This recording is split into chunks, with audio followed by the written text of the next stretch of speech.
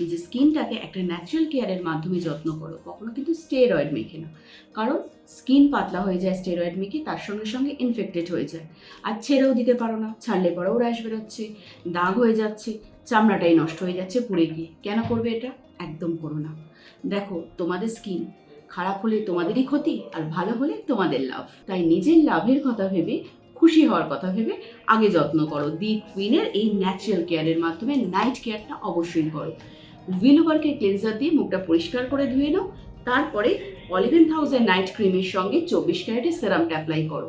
আর under eye jail কিন্তু ব্যবহার করতে ভুলবে না। এটা কিন্তু ভীষণ এফেক্টিভ, যত রকমের আন্ডার আই ডার্ক সার্কেল, পাফিনেসের সমস্যা সবটা রিমুভ করে দেয়। তাহলে তোমরা আজকে থেকে নাইট কেয়ারটা ব্যবহার করছো তো? করে নাও, কারণ তোমাদের স্কিনের যত্ন তোমাদেরকেই নিতে হবে। ভালো লাগলে তোমাদেরই ভালো লাগবে।